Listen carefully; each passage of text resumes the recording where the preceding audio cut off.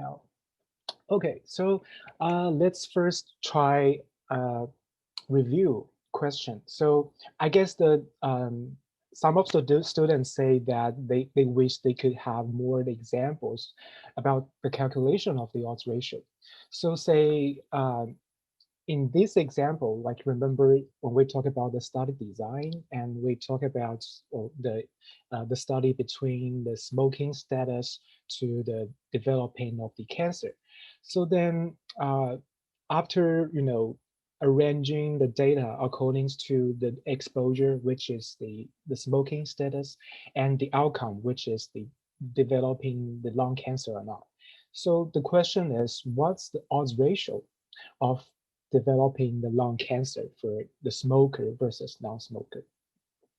So just have a try this question for the calculation of the odds ratio.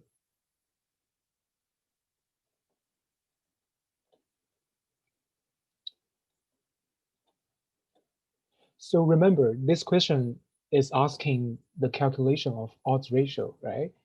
So just trying to be careful that when we ask odds ratio, what we are comparing about, like, because there are two things we could ask. Like we could ask about relative risks, and we also could ask about odds ratio. Just be careful about what we are trying to ask about. So I guess students kind of like it's trying to choosing from B and C. Okay, so actually I find a very useful formula which might be benefit to you.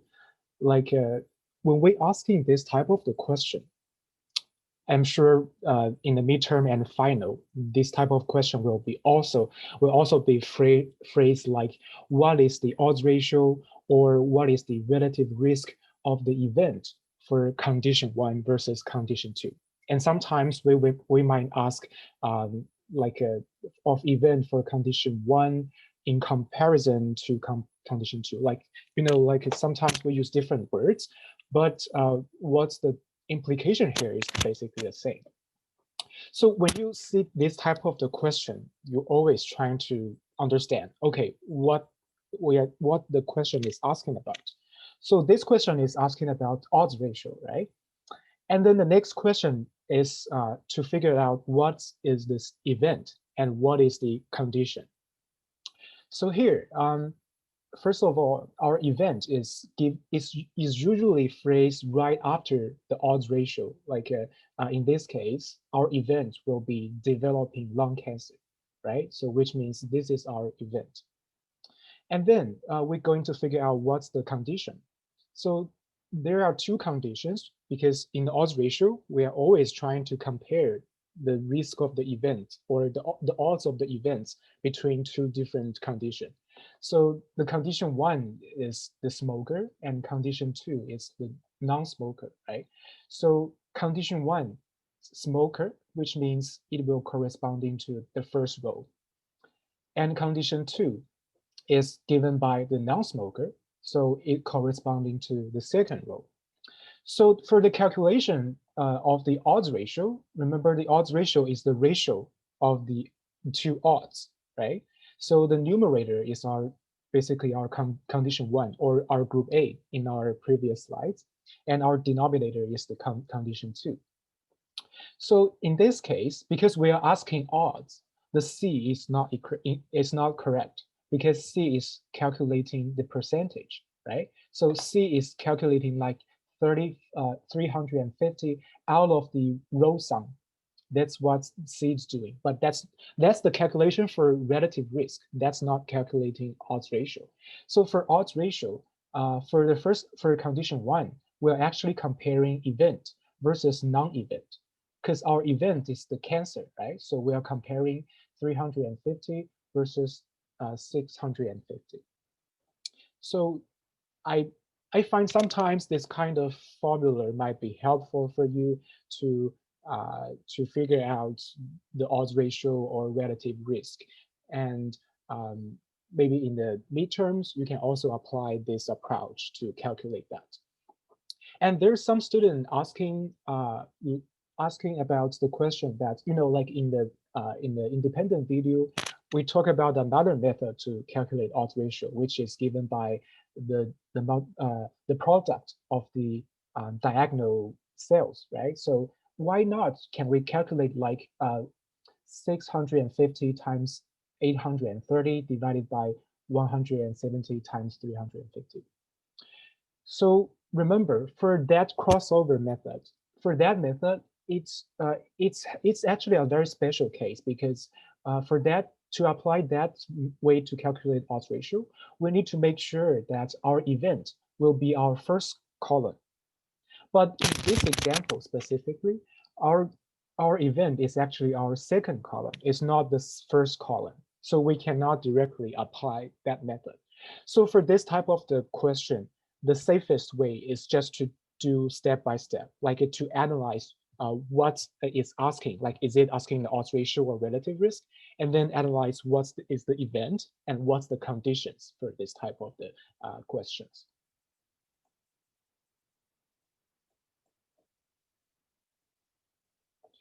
In the chat, there's a question that for determining the condition, is it always event versus non-event?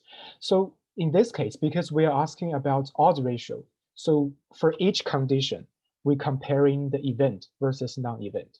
But if we're asking the relative risk, we not compute this event versus non-event, but instead we're computing the percentage of the event among the row sum. So, or the among the total for the condition. So if we're asking the relative risk, that's another question. So the only thing that we change is how we compute each element in the ratio. So that's the difference between the odds ratio and relative risks. So make sure that you are very clear about how we calculate the odds ratio as well as the relative risk, and to know like what's the difference between these two. Because in the midterm 3, I would say there will be question asking about these two different measures. So it's very important to make sure that you're very clear about this. So for the midterm 3, the coverage will be the lecture 7 to lecture 9, and including all the independent materials. And for lecture 8, we will not cover the absolute risk reduction as well as the relative risk reduction. For these two, you don't need to worry about that. But for other materials, they all will be covered in the midterm 3. Okay, any question about midterm 3 so far? So midterm 3 will also has 20 questions, and it is very similar to midterm 1 and midterm 2. Okay, so so much for the assignment and the midterms, and then we're going to head into today's lecture. So in the topic 7 and 8, we talk about the different type of the data, and we also talk about how do we study the relationship between the different type of the data. And in that case, we mentioned that is part of the fields where we analyze the statistic inference. And today we are still talking about the inference statistic, but we're going to look from another angle or from another type of the problem. That is whether we can analyze our population based on some information according to our sample. So first of all, we're going to talk about the sampling variability, and then we're going to briefly talk about the idea of the confidence interval. So today's lecture, it will going to split into two parts. And in the first half, we're going to talk about the statistical inference, like how we do inference of our population characteristics based on our sampling, our samples characteristic. And in the second half of the lecture, we're going to briefly talk about the idea of the confidence intervals. So in fact, in a statistic, confidence interval is a very broad topic, and it involves a lot of mathematics derivation. But for this course, we only focus on the idea of that. So don't worry about the mathematical derivation for that, because that is not required for this lecture. So before we talk about the sampling, I would like to have a brief review. So, here I present different ways or different definition of the sample. And tell me which one is really a sample referring to. Yes, I guess almost all the students get it right. So yeah, it's true. The answer is C. So sample is a subset of the individuals that we really collecting data from, and that's the only definition for sample. So A, like all the individuals that are studied in the population, that actually referring to the population itself. And B is more like the individuals that we really contacted, so which is the contacted units. And D is referring to the single individual from our population. So a better uh, terminology for D is should be unit, right? So that's what we learned in the lecture of the sampling. So in that lecture, we talk about different ways to draw sample out of our sampling frame. But we kind of just stopped there, and we didn't talk about what the following up analysis based on the sample we draw. And that we are going to talk about for today's lecture. So after we join the sample, we can use the information of that to do the statistical inference. So specifically, what does a statistical inference referring to? So for example, say we are interested into analysis, what's the average time, which in the units of hours that all of the students in the course spend. So of course, my interest is to study what's the average of the time for all of the students, which is our population in this example. However, this evaluation for a lot of time, it might be not available. For example, I could have some student I cannot contact it, and also there could be like a non-responder from the students, like they refuse to provide their the time they spend in the course. And also, sometimes I might feel collecting the information from all of you might takes a lot of time, so I'm not willing to do that. So in that case, like the average time spent in the course for all of the students, although I would like to learn from this, but this type of the measure is really hard to get. So what should we do then? So in that case, as a statistician, what we do is instead of study the whole population, we're trying to sample, say 3 out of them. So I'll just randomly pick 3 students out of my class, and then I just ask them like how much time they spend in the course one by one. And based on this value, I can also compute the average time that these 3 students that spent in the course. And we will call this as the average time in sample.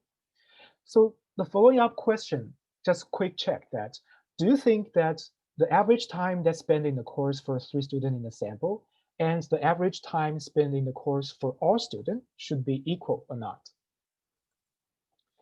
Yes, the answer is not.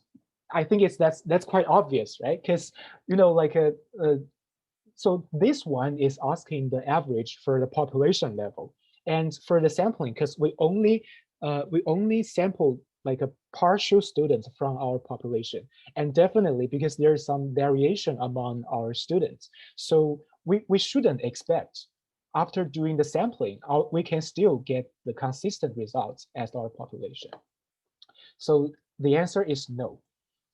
So to identify this type of the difference, we kind of introduced the idea of the sampling variability, and where we specifically distinguish the 2 different terminology. So first of all, the parameter is basically referring to the characteristics that measure in the population. So for example, in the case just now, like the average time spent in the course for all of the students, and for that average, we will call it a parameter.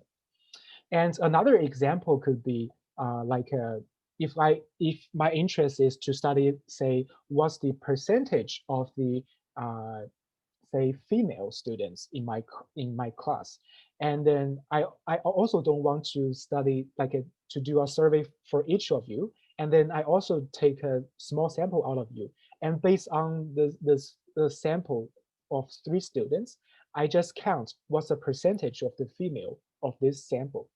And in this example, our population is still our complete class, right? So in this example, our parameter will be a proportion instead of the mean.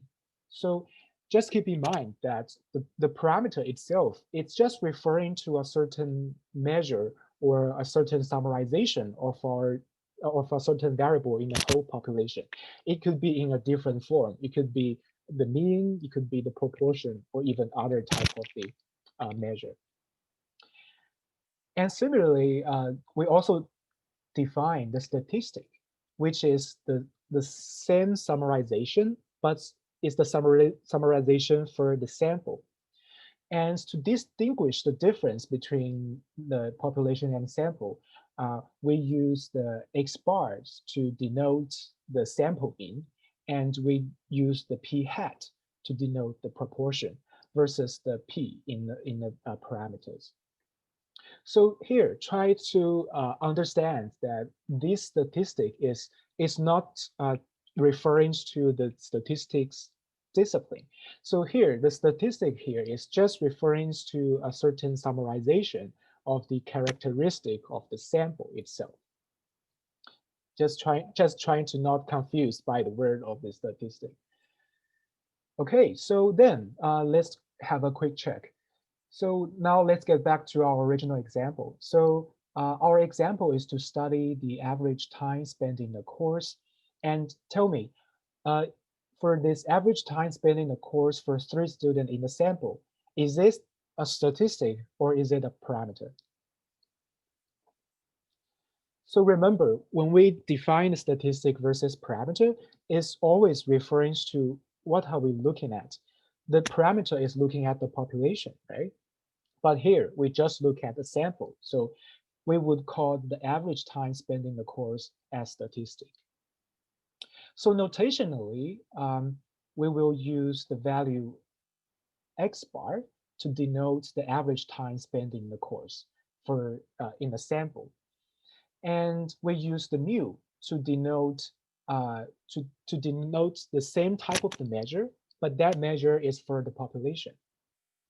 So what we are trying to do is that we're trying to use this information, to use this X bar to guess what is our mu here, because the mu, which is the parameter, is not always available to us, and and it is exactly something that we are trying to study. So the question is, do you expect these sample statistics to be equal, to be our equal value? So which means, do you think this value could the only value we get for the statistic?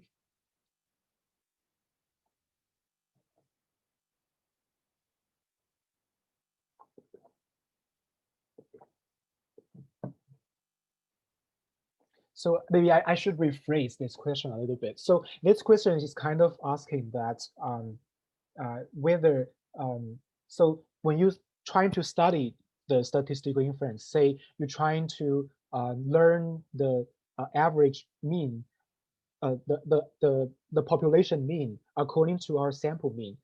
Do you expect there's only one sample mean we could get, or you expect there could be multiple sample mean?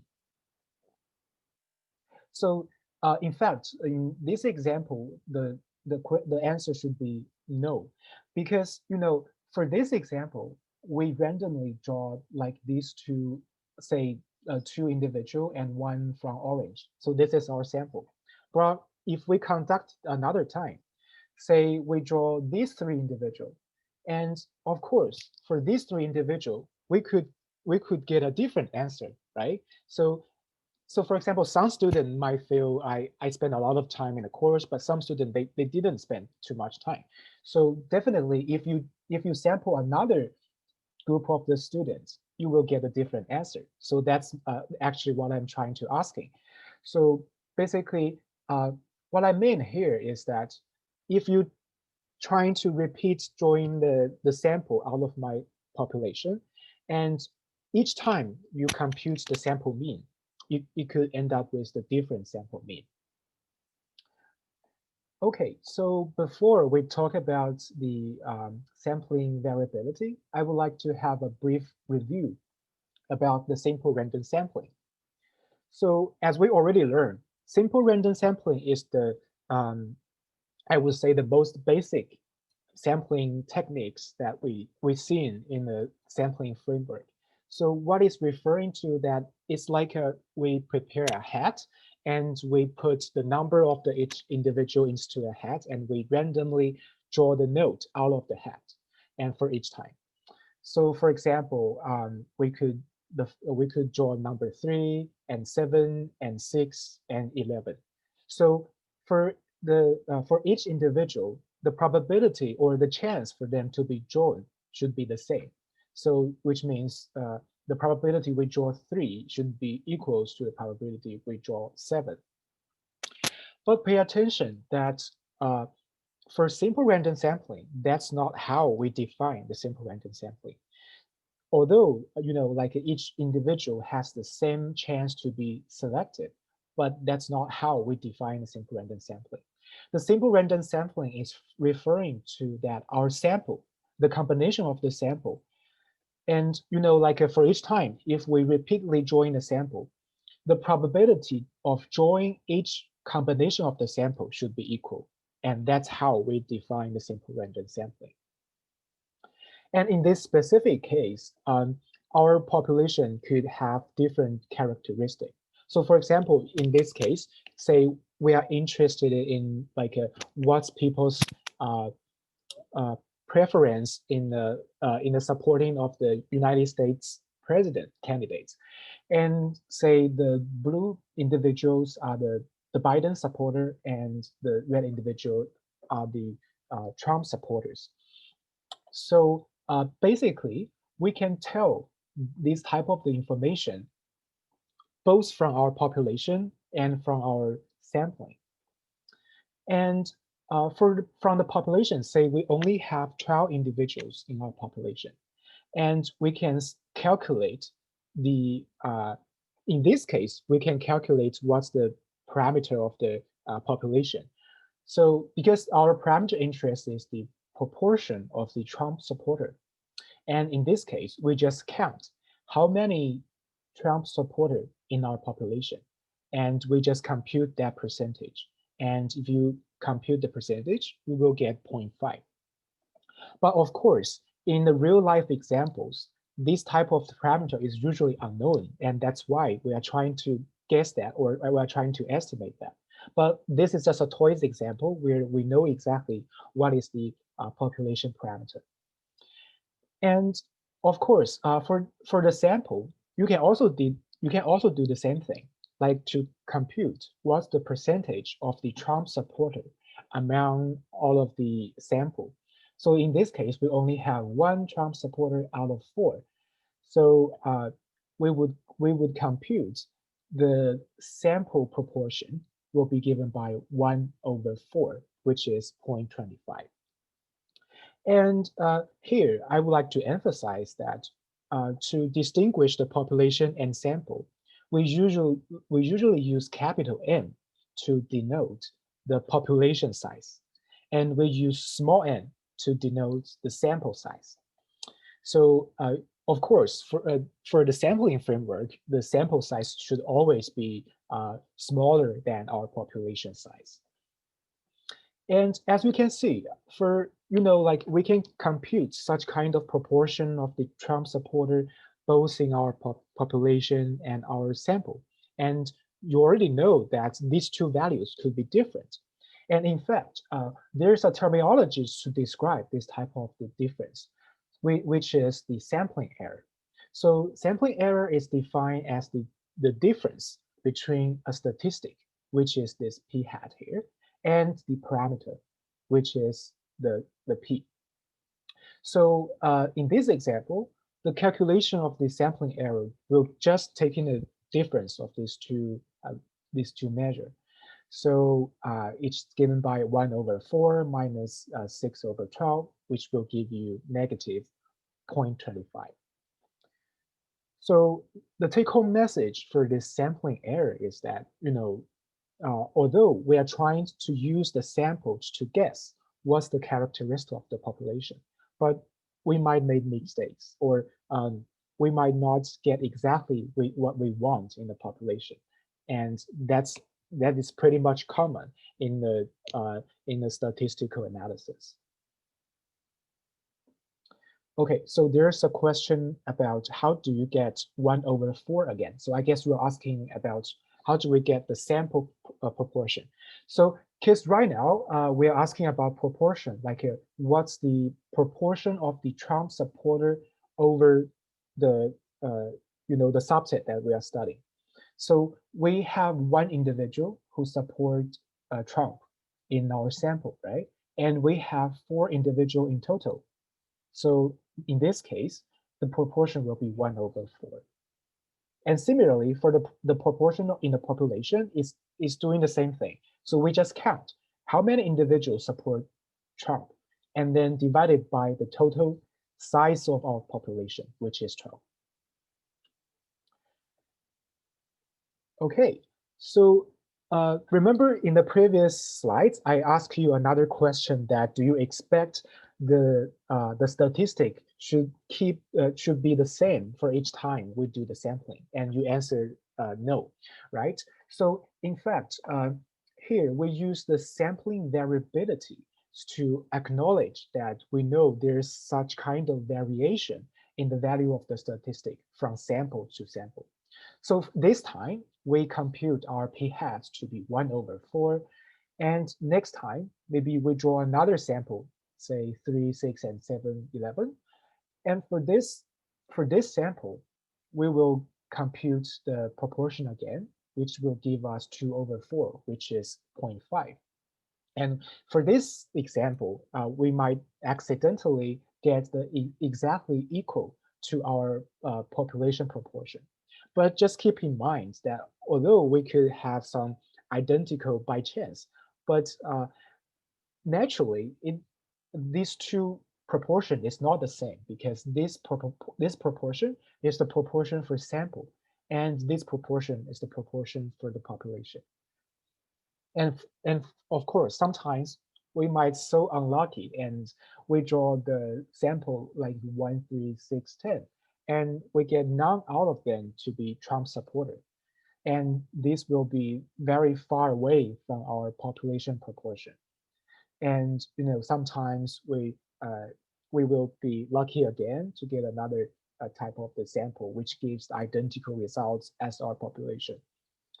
So basically, the message I'm trying to express in this slides is that we need to acknowledge that the measure or the statistic that we are studying from the sample, it could have some variation. And this variation is entirely because we have some randomness when we join the sample. So that's the take-home message for this sampling variability.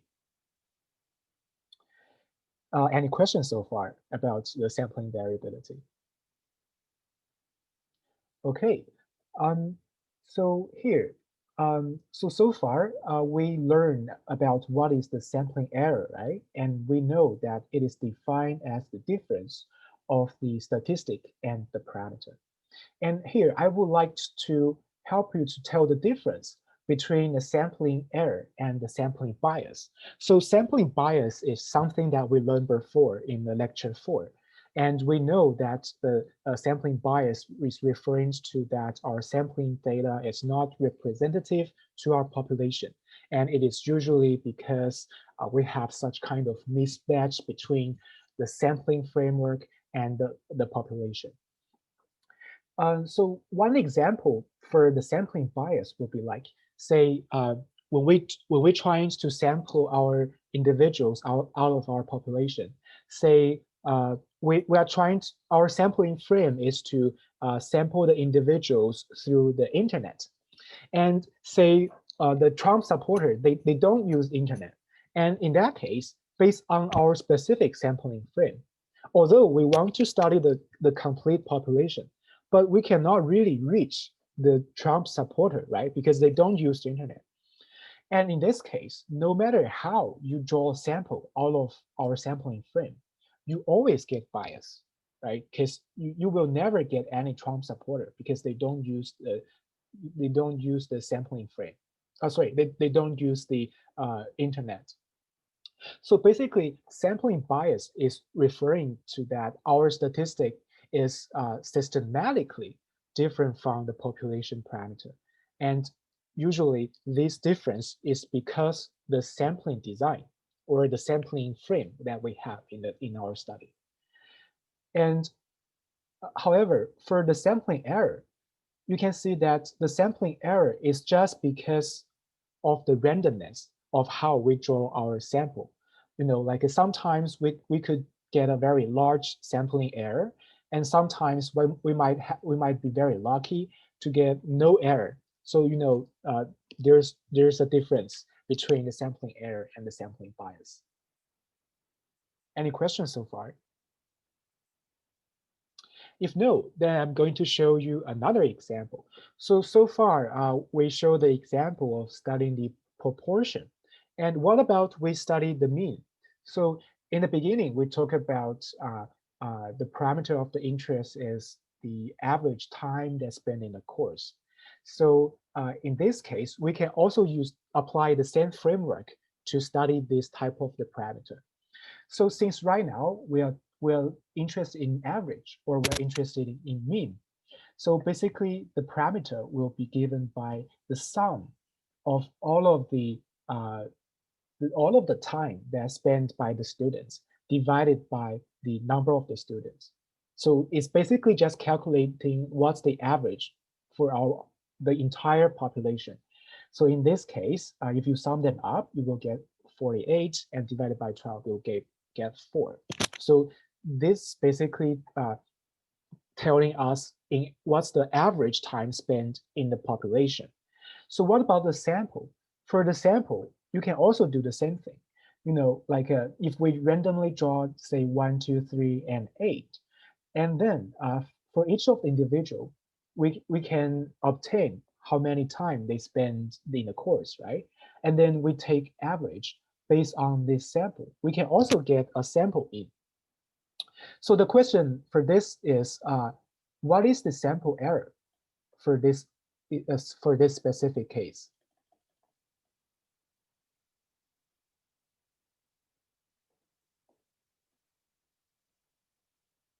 So remember, the sampling error is defined as the difference of the statistic and the parameter, right?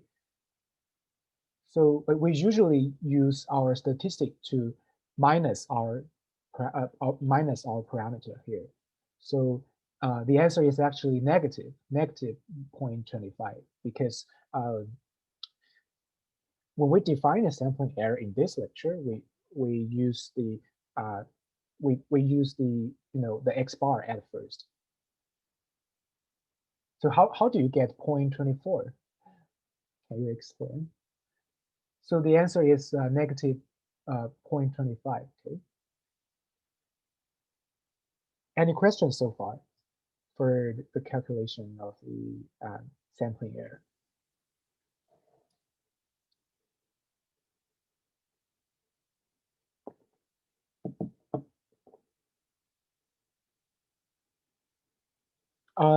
There's a question about, should we instead be adding 1 plus 3? Oh, okay.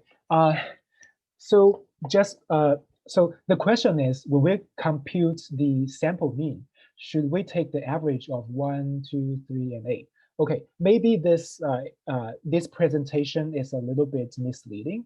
So basically, the number inside the unit, inside the individual, uh, is the index, is the index number. So it's not referring to how much time they spend in the course. So how much time they spend is referring to this, this circle. So which is basically measured in hours. So this 1, 2, 3, 8 is they are just the index of the sample we draw. So which means we draw the first unit, the second unit, the third unit, and the eighth unit. And then we have to look back to our data set to look up what's the time they spend in our data set. So the first one has 1 hour, second one is 8, 3, and 2, and 4. And that's how we compute that. Yeah, that's a very important because, uh, it's very likely to make such kind of mistakes in a real life analysis because, uh, in our data sets, we usually could have multiple columns, right? And there will be one columns could be the ID of the individual, and the second column is like how much time they spend in the course. And in that case, just pay attention that although we draw the individual according to their ID, but we cannot do the computation based on the ID. We have to look back to look for what's the corresponding value in the second column. So that's actually very important. Okay, any other question? So the formula to calculate sampling error is x bar minus mu. Yes, that's correct. The formula calculating sampling error is x bar minus mu. And in our previous example of the proportion, it will be p hat minus p. Yeah. Any other question?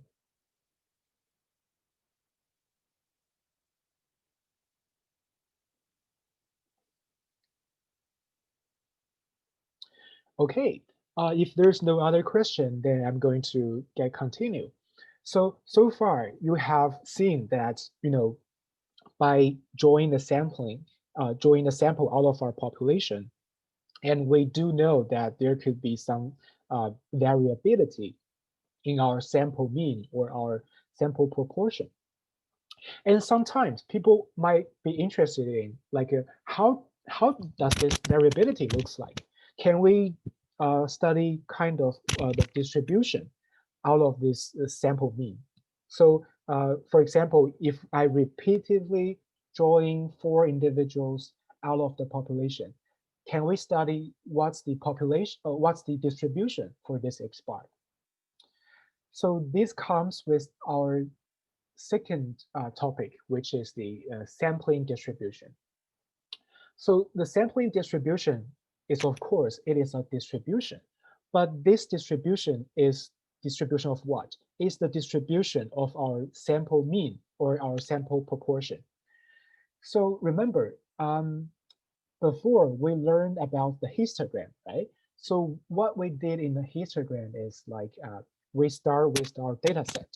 And for each data point, we look what's the intervals that data point should be fall into.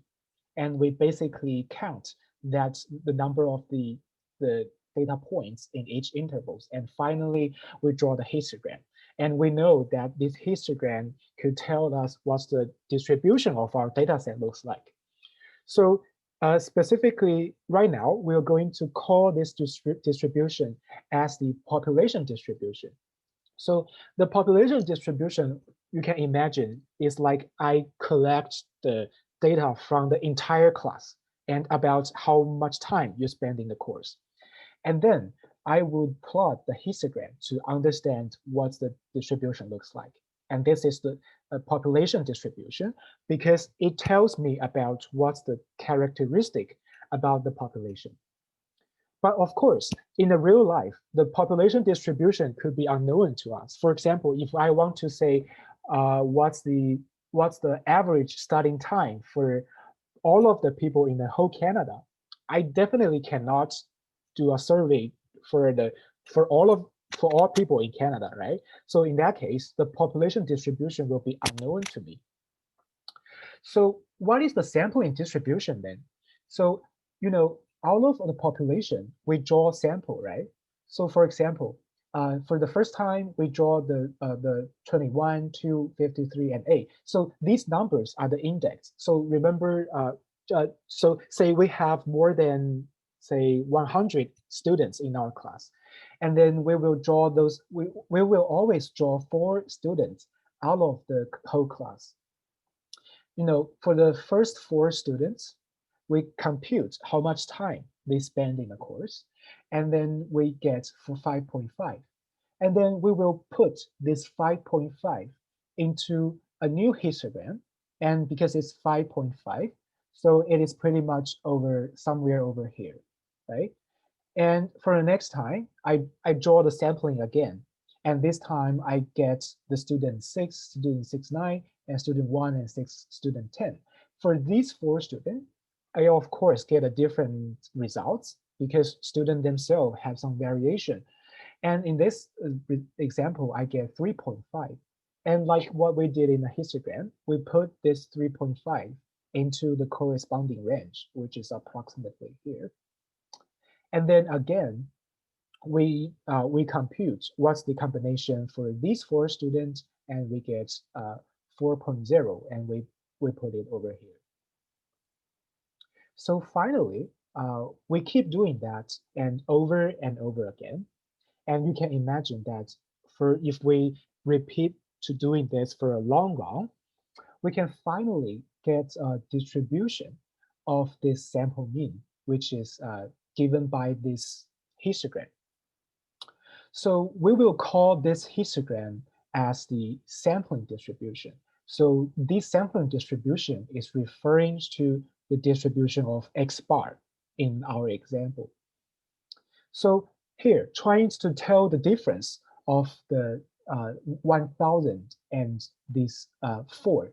So n equals to 4, this telling us what is our sample size. So because in our experiment, for each time, we only draw 4 students out of our population. So this 4 is referring to how many students in each sample. And this 1000 means how many times we repeat this experiment. So for example, in this histogram, it's out of the 1000 repetitions. So so it's like counting how many times we draw these random numbers. So just trying to tell the difference of these two numbers, and don't get confused about this. And the take-home message for the sampling distribution is that, from the population distribution, you can see that the distribution of the study hours is strongly right skewed, right? So you can see there's a long tail on the right.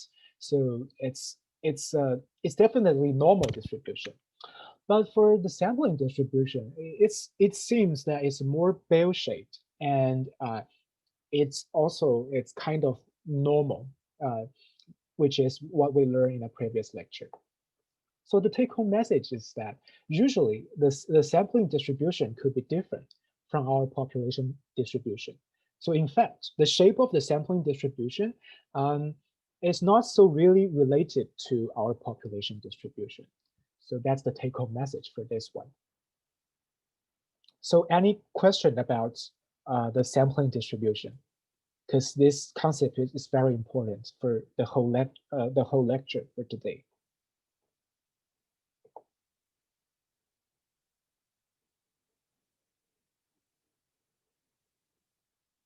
Okay, if no question, then I'm going to ask question.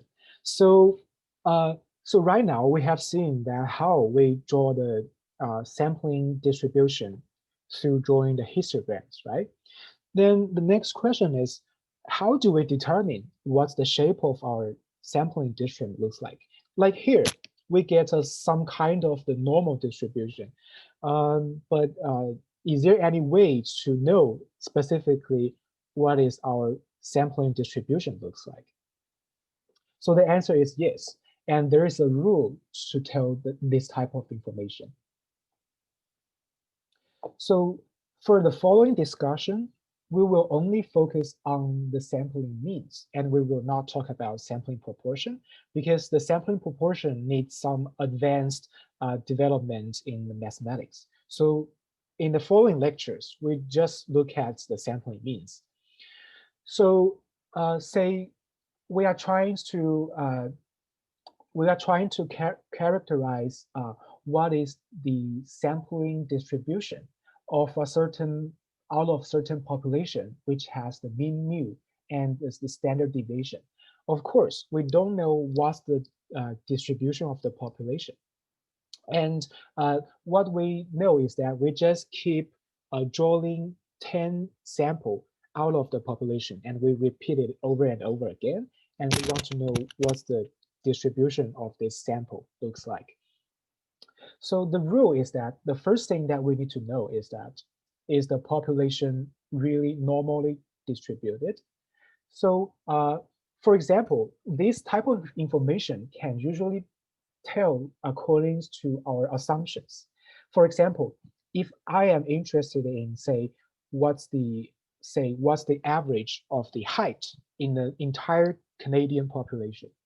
So height is a really typical normal distributed characteristic, right? Because like we expect the majority people should within certain range. And of course, there are fewer and fewer people if we increase the height or we decrease the height.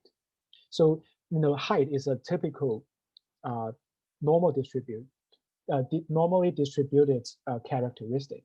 And for that data, if we study the average mean, if we study the sampling mean of the height, then we can tell that that sample will also follows a normal distribution. And what if we tell that the population itself is not normally distributed? For example, say if I'm interested in like how much money people spend in a Black Friday, um, you know, for the money spending, this distribution is not always considered as normal distribution because the majority people could spend spend a little bit money, and there's a few people could spend a lot of money because this distribution is usually right skewed. You can imagine that for the money spent in a Black Friday, the distribution could have a really long right tail. So that's the usual distribution for that one. So in this case, which means our sampling means, so this rule does not follow. Then we are going to ask another question. That is whether our sample size is large enough. So if we have, say, 50 sample, so for example, if I want to study the average spend of in the Black Friday in the entire Canadian population, and if I ask more than 50 people, say I draw a sample of 100 people, and in this case, this will be satisfied, then we can say that our sample mean will approximately follows normal distribution. And otherwise, we cannot say our sample means follow normal distribution. And in fact, we don't even know what the distribution for our sample is like. But what we know, or what we're pretty sure, is that our sample mean will always has the mean mu and the standard deviation given by the sigma divided by the square root of the n. So actually, this is true no matter what category we are fall into. So remember, when we express the formulation for normal distribution, we usually use the variance instead of the standard deviation, right? So for this variance, it's actually corresponding to the standard deviation of also as the sigma over square root of the n. So which is the same as our third scenario. So the take-home message is that we can use this rule to determine whether we can think our sample distribution follows a normal distribution or not. And we are also pretty sure that our sample, the distribution of our sample mean should has a mean mu and the standard deviation of the sigma over square root of the n.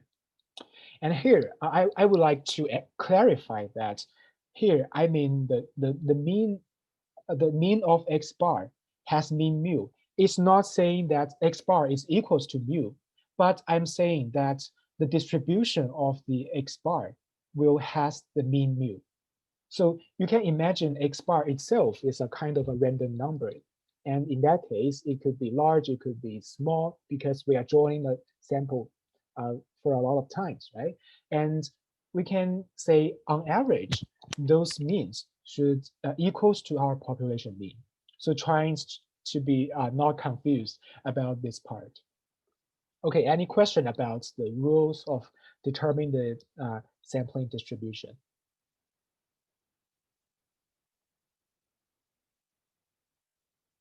Okay, then let's do an exercise. So now let's back to our example for the study hours. So as we can see that study hours is definitely not normally distributed. Then tell me, um, so for this example, based on the rules in the previous slides, is that the normal distribution or not?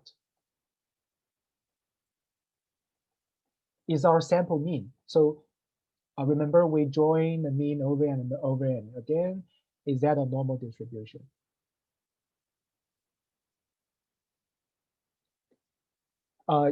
You might need to look at the rules that we talked about in the previous one.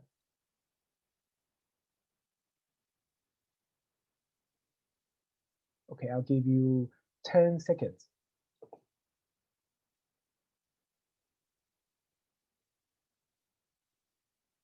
Okay, so the answer is in fact B. So which means my previous slides, the distribution, this distribution is wrong. Why?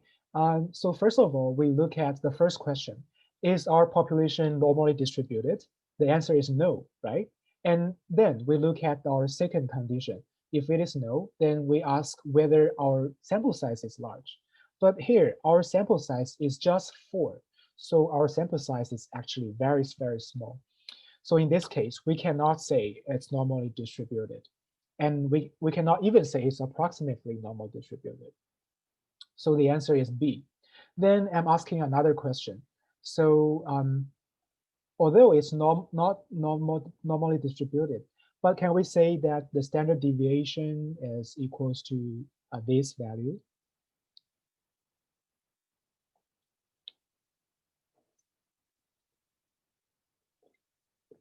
Yeah, I guess all of the students get it correct. So the answer is yes. So remember, no matter what is the distribution of our population distribution, or how much the sample size we have, we can always say the standard deviation of the sampling distribution should equals to this type of the value.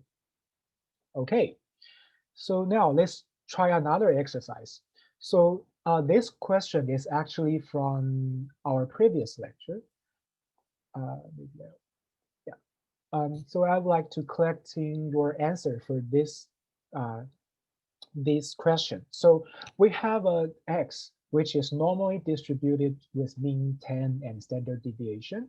And tell me, what's the range of the values of x, which will happen 95% of the time, based on the empirical rules that we covered in the previous lecture.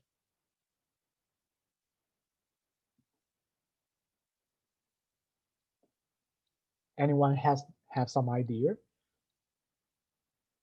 So we are looking for 95%, right? So we just look for what's the region that corresponding to 95%, right? So here, the region for 95% is basically mu negative 2 sigma and mu plus 2 sigma, right? So after plugging our mu and the standard error sigma, our mu is 10, right? And our sigma is 3. So this one should be 10 minus 2 times 3, and this one is 10 plus 2 times 3, right? So which will give us 4 to 16. So these three students get it correct. But this is not the question that I'm asking for today, because today we are doing with the sampling distribution. So the next question is just the other thing is the same. Our variable is still normally distributed with mean 10 and standard deviation. But if we randomly select individuals with nice sample, with the sample size of 9, then what's the range of the values of X bar will happen 95% of the time. So this is actually a very challenging question, and this could be a typical challenging question appear in the final. So make sure you understand this question in a crystal clear. So the difference of this question from the previous question is that the previous question is asking about the distribution of our original data, right? Which is X. But for this one, we were asking about the sampling mean. So, to understand what's the range of the values of this X bar, we first need to figure out what's the distribution of this X bar. So the first step will always be figure out whether our X bar is normally distributed. So if it is normally distributed, then we can use the empirical rule. And it is not normally, if it is not normally distributed, then we cannot use the empirical rule at all. So in this case, it is normally distributed based on our rules because our X, our original population variable, the X itself is normally distributed. So X bar should be normally distributed. So our precondition is satisfied. Then we can use the empirical rules. So then we need to figure out what's the mean and the standard deviation for the sampling distribution. So remember, the sampling distribution has the mean mu, and the standard deviation should be given by the sigma over the square root of n.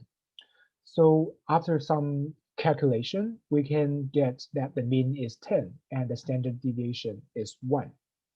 So after knowing the distribution of this X bar, then we can do the same thing as the previous question, which is basically telling from our 95% empirical rules. So our third step is like, based on our empirical rules, we know that we are looking for the mu minus 2 sigma to the mu plus 2 sigma. So in this case, we just plug in our mean as 10 and standard deviation as 1. In this case, we will get the interval of 8 and 12. Any questions so far? So the first question is, how do we know X is normally distributed? So the X is normally distributed, it is stated here. It is the precondition, right? Because we say a variable X is normally distributed, it is stated here. And in fact, this is why in this iClicker question, we can use the empirical rules to do this derivation. If this is not a normal distribution, we cannot even use this empirical rules to compute this range. The second question is it normal distributed if the graph is symmetrical, or is not? It's not. If it is not, it's not. I'm not quite sure about your I'm still trying to understand your question. So, so to determine whether our X bar is a normal distribution or not, we need to refer back to these rules, right? So first of all, we look at our population normality, and then if it is yes, then it is normal, and if we have a large sample size, it is also normal. So that's how we get it. So SRS, there's a question asking about SRS. So SRS is the short for simple random sampling.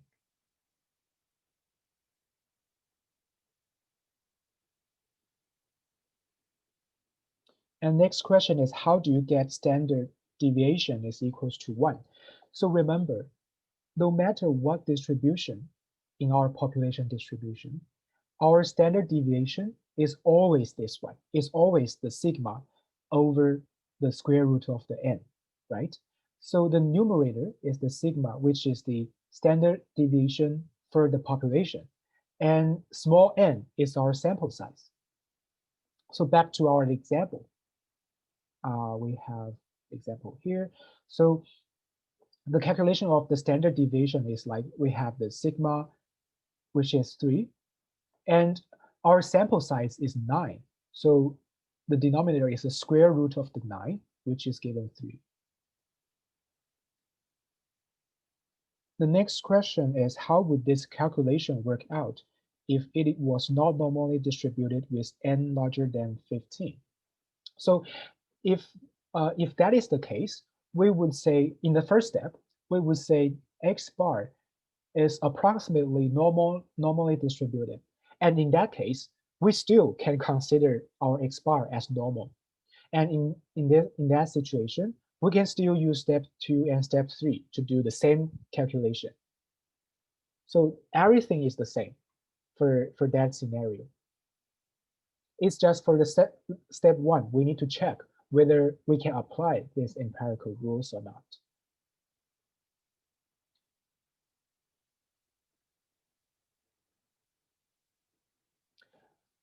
Any other question? If not, let's take a 10 minutes break, and we will be back at 2:40.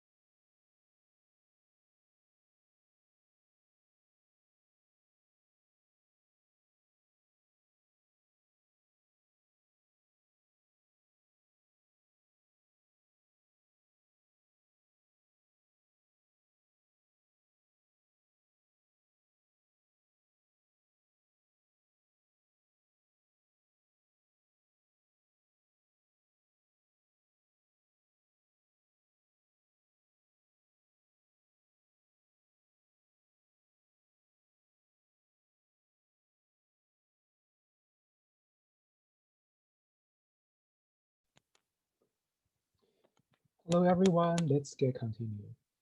So in the first half of the lecture, we talk about the problem that we use a certain statistic to characterize the information of the population, which is called the parameter, right?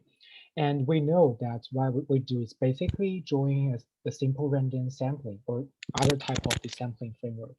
So we draw a sample and then calculate the statistic based on this sample. And we get a single value over here, right? So some people might get very uncomfortable about this type of or this approach because so far you already seen that our sample mean could subject to certain variability.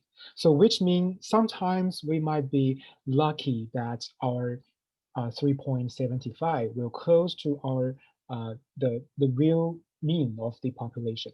But sometimes we might be so unlucky that we get a result which is far away from the population. So some people don't like to do this a single value estimate. So they would say, what about I, I give you an estimate instead of a single value. I give you a range. Say, I don't like based on this value. I don't like say, okay, the average time spent in the course is 3.75, but instead I would say, okay, it's probably 2 hours to 4 hours. And in that case, if I give you a range, I will probably feel more confidence because in that case, in our interval, I'm just care about whether that will cover our true population or true parameters or not. So this is what the confidence interval is about. So which means instead of just give the estimate of a single value, we provide a range to do the estimation of our parameter. So a confidence interval is usually composed of two different components. So the first component is the basically the estimate.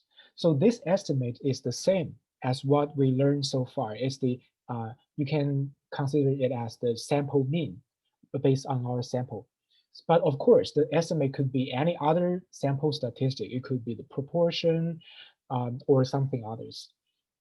But additionally, we're going to start from this estimate, and we're going to additionally to look at what if we have some margin of the error, because we know that our sample estimate or sample statistic could subject to some variability, right? So in that case, we want to consider this margin of the error so that we acknowledge there could be some variability in our sample estimate. So in that case, instead of just provide a single estimate, we are providing a range based on the estimate we get. So we minus the marginal error to be our lower bound, and we plus, sorry, this should be the plus, to be our upper bound for this confidence interval. So basically, we provide an alternative approach to estimate the population parameter by providing a range based on our single estimate. So for analogy, um, our single estimate is like doing a dart game. So basically, our goal is to estimate our population parameter. And each time we draw a sample and compute the sample mean. So basically, for each time, we know that our results could be more or less different from our true parameter that we really care about. And the second approach, which is the confidence interval, is more like a ring toss game.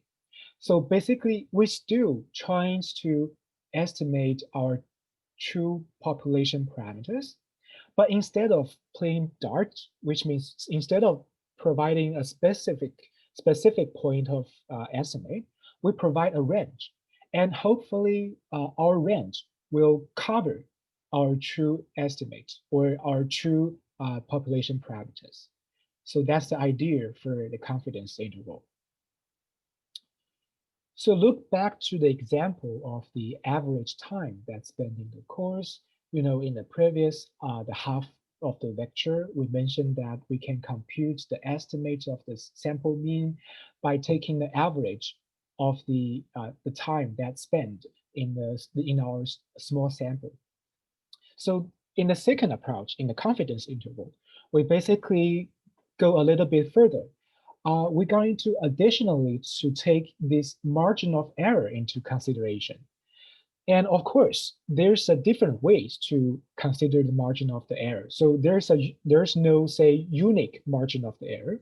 For example, if we consider the margin of the error to be 1, then we would end up with this confidence interval. And if we allow for a larger margin of the error, and we would have a wider confidence interval, and so on and so forth. But here, I would like to emphasize that this margin of error is not arbitrarily set. It's actually set according to our study design as well as our data itself. So this value, although I pointed out as like a 1, 2, 3 for as examples, but in fact, these margins of the error, they are not arbitrarily set. And in this lecture, we are going to talk about what will influence this margin of error, but we will not talk about how specifically to calculate this margin of error. So just trying to understand the ideas of this margin of error. So right now we look at the sample of 1, 2, 3, and 8. Say if we look at another set of the sample, which we get from unit 1, 10, 3, and 8. And for this sample, we can also compute the estimate, right? And of course, this time we will get a different estimate. So based on this sample, the confidence interval will be different from our previous confidence interval because this new confidence interval will be constructed based on our new estimate, which is 1.75. And as you can see that if you try different margin of the error, you will get a wider and wider confidence interval over here. So basically the take home message is that if we increase this margin of error, our confidence interval will be wider, which means we are more likely to include our true parameters. So in this example, our true parameter is 4, right? So as you can see, for the first one, this interval does not include our true parameter. And the second one does not include as well, but it is getting very close. And finally, we choose a much wider margin of the error, and we finally include that. So what this tells us is that if we increase the margin of the error, or if we make our confidence interval to be wider, we will be more confident that we will cover the true parameter. But of course, that could be a problem. Say if you give me like a confidence interval from negative infinity to positive infinity, and definitely that confidence interval will always cover our true parameter 4. But what's the point of providing that confidence interval? Because that confidence interval is so wide that it does not tell us any information. We can get nothing from it. So basically, we hope that our confidence interval could be precise so that we can have more information to get from this confidence interval. So basically, the margin of the error is to determine that it's a trade-off between the precision of our confidence interval and the confidence that our confidence interval will cover the true parameters. So it's a trade-off between these two measures. So what is the confidence level about? So we define the confidence level as the frequency of the intervals or the percentage of the intervals that covers our true parameters if we repeat this constructing confidence interval over and over again. So basically, a 95% confidence interval means that for 95% times, our constructed confidence interval will will include or will cover our true parameters. So confidence level is actually a very important information because that tells us how confident you are with the confidence interval you constructed. So we always indicate the confidence level when we describe a confidence interval. So keep in mind that this part is very important. So to understand this part, I give another example. So say we are studying another sampling distribution, and our population parameter is like our mean is 500, and our standard deviation is around 100. And for each time, we take a sample size of 10. And say for the first time, I select 10 people out of my population, and we get our estimate, which is around 600. So this distribution is our sampling distribution. So as you can see that our true sampling distribution is around 500, which is the same as our population mean, right? So this is something that we really want to guess or really want to estimate, and which is presented as this blue bar over here. And based on these 10 individuals, we estimate the mean is say 600. And then we select a margin of the error of 150. Then we create an interval. Say, so we will say the average mean should be located between 450 to 750. So between this range. So for this range, it will cover our true parameter mu over here.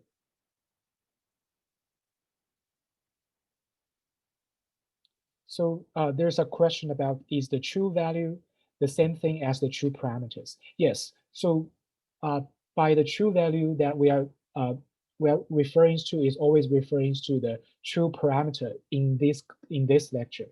Because in this lecture, what we are doing is to use our sample to guess our true parameters of the population. So we will regard that true parameter as our true value. So basically, this slide is telling you that how we construct the confidence interval based on our sample. And of course, we can do this over and over again. Say we're going to repeat this procedure for 20 times. So for each times, we draw 10 individuals out of our population, and we calculate the average mean of the sample. And then we construct the intervals around the estimate we have and create the confidence interval. So it's pretty much the idea, like we repeatedly create the confidence interval over and over again. So we repeat this for 20 times. And if we say we create a 95% confidence interval, what does that mean? So if the confidence level is 95%, it means 95% times our confidence interval will cover the true value, because our total number of the experiment is 20. So which means we would expect 19 times out of 20, our confidence interval will cover the true value. And which means there will be only one time that our confidence interval will not cover our true value, which is 500 over here. So that's basically the meaning of this 95% interval talking about. So of course, these results is a more like a expectation, or it's more like a average thing. So because there's some randomness, so sometimes we could expect more confidence intervals to not cover our true value, and sometimes we might lucky that all of our results covered our true value. But this is what we expect. So on average, we would expect out of 20 experiments, 19 of them will cover our true value. So that's the message from the confidence level over here. And here I would like to also emphasize that remember, when we study the statistical inference, our true value or the population parameter is unknown to us. We don't even know about this. So for each time we construct the confidence interval, we don't know whether that confidence interval will cover our true value or not. So we never know if we have one of the confidence interval to be good or bad. But of course, according to the 95% confidence level, we can tell that how much we would expect or how confident we are that our confidence interval we constructed will cover the true value. So that's the message over here. Any questions so far about the construction of the confidence interval and the confidence level? So, so for these two parts, just trying to understand the main idea, and you don't need to take too much concern about the calculation over here because that involves some more uh, mathematic derivation, and it is not required for this course.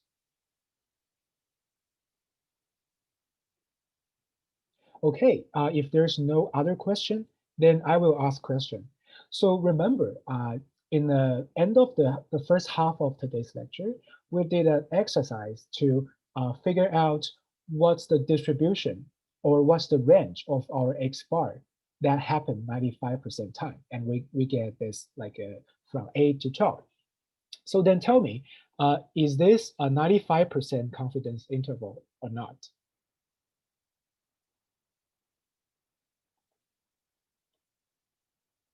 So trying to understand the definition of confidence interval. What are we doing with the confidence interval? Or what is the confidence interval doing for now? This is actually a very important question because that's related to really you understand confidence interval or not. So I see the majority of the students choose answer A, but actually the answer is B. So this is not really a confidence interval. Why? Remember, what is the confidence interval doing? So maybe this plot will be helpful. So our confidence interval is something that we construct to estimate our population parameter, right? You can regard it as an alternative approach to our original point estimate. But what is the interval here doing? Here, we just talk about the 90% time. What's this X bar value will range about? But are we using this to predict our parameter mu in the population? No, right? That's not, we are not using this to predict our population mu. So this is not a confidence interval. And in fact, remember, not all the intervals are confidence interval. And confidence interval are always the intervals that we are trying to estimate our population parameters. And here it's just giving us what's the range of the distribution of the sampling distribution, right? So this interval is not the confidence interval. Any question for this?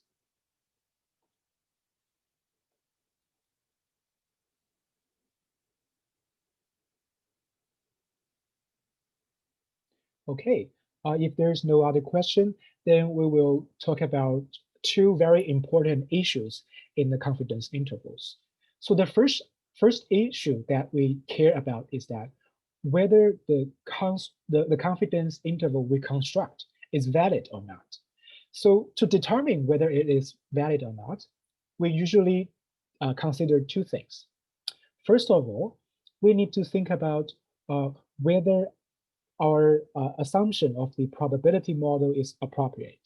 Because for this lecture, we just talk about the means. So for that statistic, we just look at whether our population level is normal or not.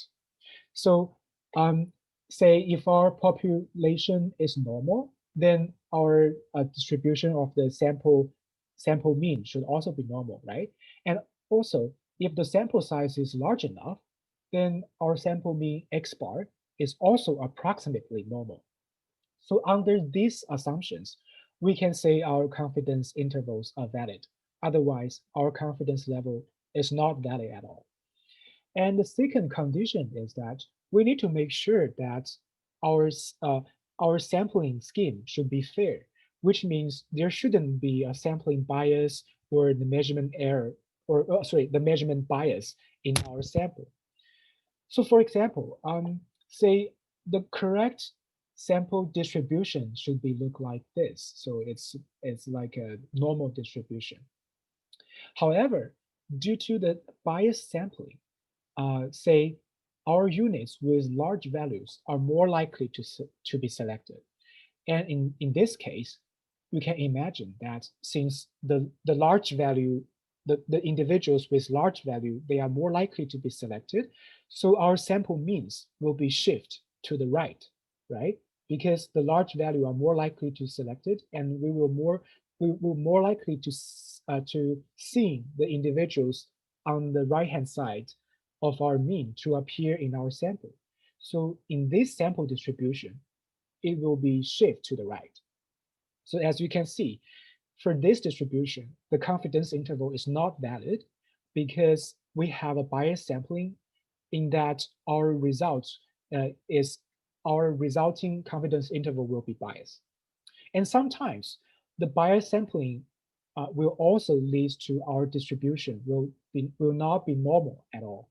And in that case, our first assumption is also violated, which means if our sampling distribution is not normal, we cannot construct the valid confidence interval. So there's a question in chat about what sample size is considered large enough to be valid. So in this course, we just considered 50 to be a criteria as the large sample size. But of course, this is the more like a rule of thumb. So, like there's no definitely way to tell what's a large sample size about, because normally we would regard the larger the sample size, the better we will approximate the distribution to be the normal. But for this lecture, we just take 50 as our criteria to decide whether it's large enough for our sample size. Any other question about the validity of the confidence intervals? So the take-home message for this slide is that, remember, if we have a bias sampling or a measurement bias, our sampling distribution will change, and it will not reflect our true sampling distribution. So based on this wrong sampling distribution, we can say that our confidence interval that constructed will also be problematic because the confidence interval will more likely to appear on the right-hand side of the mean. So which is problematic because it fails to say we can cover our say our true parameter with 95% confidence level. So that's the problem for the confidence intervals when we have some bias sampling or bias measurement. Okay, after talking about the first issue of the confidence interval, which is the validity of the confidence interval, then we look at the second issue, which is the precision of the confidence interval. And so far, we have seen that to decide how wide we want our confidence interval, it's like a trade-off between the width of our confidence interval and our precision of our confidence interval. So basically, the wider our confidence interval, the more confidence we have, right? Because if we give you a wide range, and that is more like, so that confidence interval will more likely to include our true value. However, a confidence interval with a too wide range is basically it's not so meaningful, because if you select a too wide range, and of course I will know that range will cover the true value, but I cannot get any information from your confidence interval. So the next question is, how do we determine the precision of the confidence interval? So in fact, the precision of the confidence interval will be determined by two things. The first one is the confidence level that we will tolerate. So say some people might be very, they are more serious, and they want to be a high level of the confidence level, which means I want to pretty sure that your confidence level or your confidence interval should cover the true value. And in that case, we will have a high confidence level, and which corresponding to a wider confidence interval.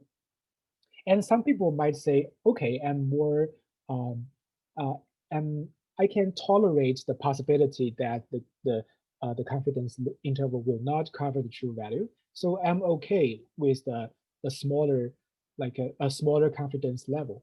And in that case, for those individuals, uh, a shorter confidence level will be better.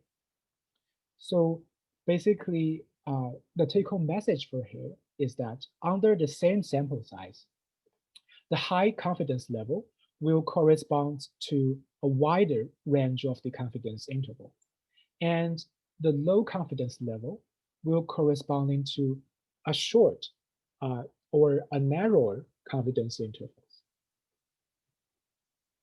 So that's basically telling us what's the um, relationship between the confidence level and the precision. So of course, the low confidence level will corresponding to a more precise confidence interval, because the range of the interval is much narrower. And the second way to determine the confidence interval is to look at the sample size. And typically, a larger sample size will give a much smaller margin of the error.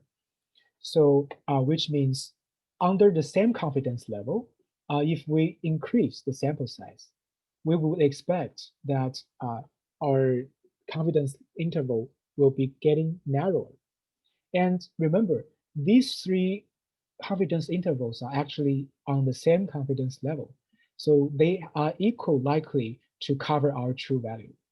This is because if we have more data, we would have more information, right? So since we already have so much information, there's no need to create a really wide confidence interval to reach a certain confidence level. Because since we already have so much information, we still can create a narrow confidence interval to reach the same confidence level. So basically, the more sample size, the better. The take-home message from this is that, because that will help us to increase the precision, uh, the to help us to increase the precision of our confidence interval without losing the confidence level. So that's a really nice thing. So any questions so far for the precision of the confidence interval?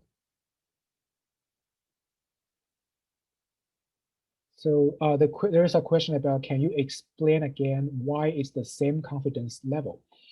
So you can think about this in this way. So, if you say draw a sample out of our population, say from our class, and if our interest is the average of the time they spend in the class, if we just draw 3 individuals and we compute the average, we actually are not really sure about that, right?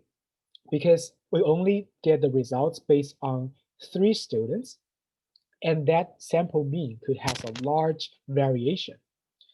And what about if we draw, say, 50 students out of our population? And in that case, for this new case, we would have a, a sample mean with much less variability. So, which means these results are more reliable than our previous one. So, for our new estimates, we actually that will provide us more confidence, right? Because if you just based on 3 individuals, you won't get like a much confidence about your results because that's just based on 3 individuals. But after you increase the sample size, then you will because you have much larger sample size, then you will see that your sample mean will have less variability and which will provide us more confidence. So that's the take-home message for this one.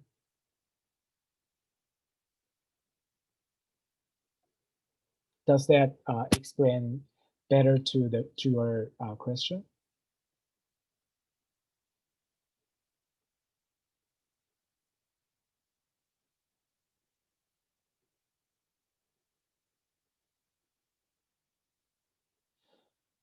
The question is, so confidence level are just proportionate with sample size or population size. So the confidence level, the confidence level is actually determined by the study designer. Like it's usually just say like, I want our confidence interval to be cover the true value for a certain percentage. But of course, the confidence interval, the confidence level, that itself will be influenced by our sample size. So if we have a large sample size, we don't need to create a wide confidence interval, and we can still reach the same, a very good confidence level because our sample size is large enough. And we know that our X bar will not have so much variability. So in that case, we don't need to create a large confidence interval. But if we only have a small sample size, then we have to create a much wider confidence intervals to reach the same confidence level. So basically, I would say the confidence level is related to the sample size. And it has nothing to do with the population size, because population size it will not influence our sample at all, right? Because like the construction of the confidence interval is entirely based on our sample. So it will the width of the confidence intervals, it will influenced by our sample size instead of the population size.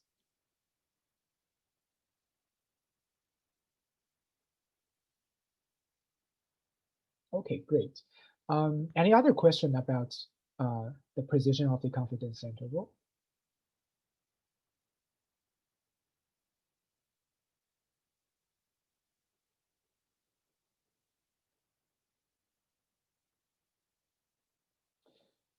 Yes, I guess this part is probably new to some students, so I guess it's a little bit hard for you to understand. But just trying to understand what's the idea of doing the confidence interval here. So what we are doing is basically just to create a range, to trying to use that range to capture our true parameters. That's what we did.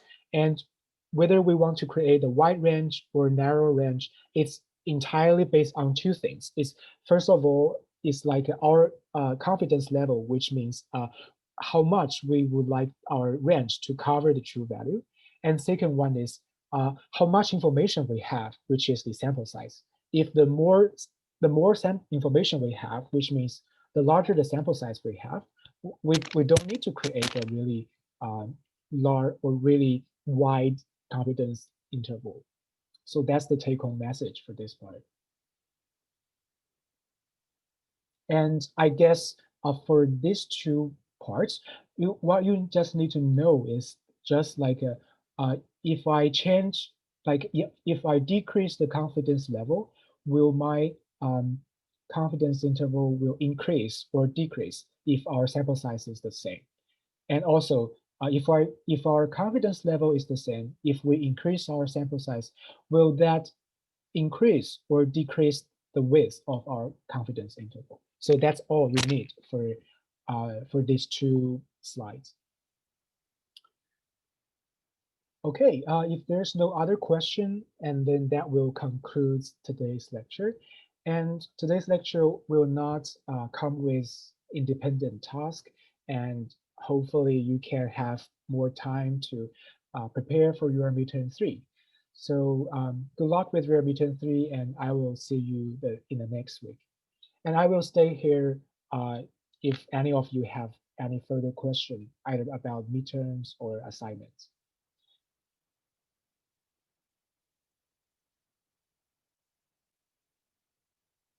So there won't be any quiz because we don't have any independent task for this week.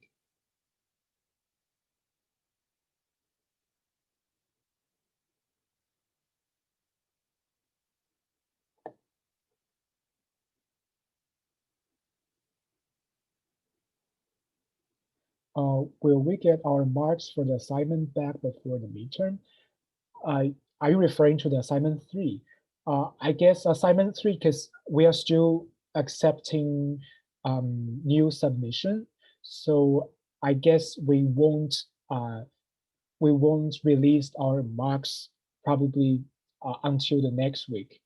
So before midterm, I don't think we will release the marks. But you can come to my office hour if you would like to talk about the assignment, and I can show you the answer for the assignment.